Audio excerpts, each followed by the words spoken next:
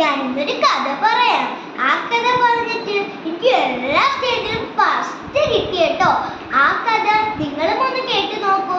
എനിക്ക് കഴിഞ്ഞ വർഷവും ഈ വർഷവും കിട്ടിയ ട്രോഫിയാണ്. ഏത് സ്റ്റേജിൽ പറഞ്ഞാലും നിങ്ങൾക്ക് ഫസ്റ്റ് കിട്ടും. കൂട്ടുകാരെ, നമ്മൾ ഒരു ന്യൂ ചാനലാട്ടോ. എല്ലാവരും സപ്പോർട്ടും വേണമേ. നമുക്കെന്നാ കഥയിലോട്ട് പോയാലോ? മാന്യ സദസ്സിന് വന്ദനം, വിശപ്പിന്റെ വില അറിഞ്ഞവനെ പച്ചവെള്ളത്തിന്റെ രുചി അറിയോ? അങ്ങനെ ഒരു ചൊല്ലുണ്ട്. നാം എന്ത് സന്തോഷത്തിലാണ് ജീവിക്കുന്നത്.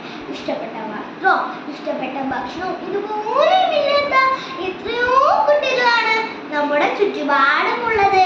ഞാൻ ഇന്ന് അങ്ങനെ ഒരു ബാലന്റെ കഥയാണ് പറയാൻ പോകുന്നത്. എന്റെ കഥയുടെ പേരെന്താണെന്നോ? ആഗ്രഹം. ഒരു ഗ്രാമത്തിൽ ഒരു കൊച്ചു കുടിലിൽ ഒരു കൊച്ചു ബാലൻ താമസിച്ചിരുന്നു. ആ ബാലന്റെ പേരെന്താണെന്നോ? കുട്ടൻ. കുട്ടൻ സ്കൂൾ ജീവിതം എന്താണെന്ന് പോലും അറിയില്ല. കുട്ടന്റെ കൂട്ടിന് ദുരിതവും കഷ്ടപ്പാടുമായിരുന്നു. അവന്റെ സ്കൂൾ ജീവിതം വളരെ ഇഷ്ടമായിരുന്നു.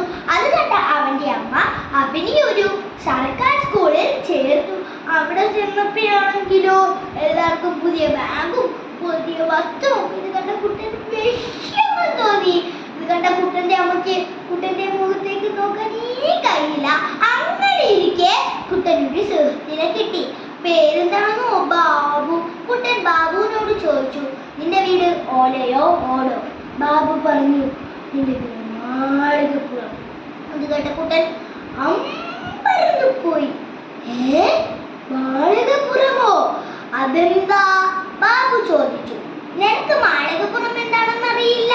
ഒരു ദിവസം ഞാൻ നിന്നെ എന്റെ വീട്ടിലേക്ക് കൊണ്ടുപോവുക. അങ്ങനെ ബാബു ഒരു ദിവസം കുട്ടനെ തന്റെ വീട്ടിലേക്ക് കൊണ്ടുപോയി. അവന്റെ വീട് കണ്ട കുട്ടൻ അമ്പരന്ന് പോയി. അയ്യോ, ഇതെന്താ കൊട്ടാരമോ? ബാബു ഒരു വാതിൽ തുറന്നു. അവിടെ നിന്ന് ബോ ബോ എന്നൊരു ശബ്ദം. കുട്ടൻ പേടിച്ചു പോയി. അതെന്താണെന്നോ? ബാബുവിന്റെ വീട്ടില് പട്ടി.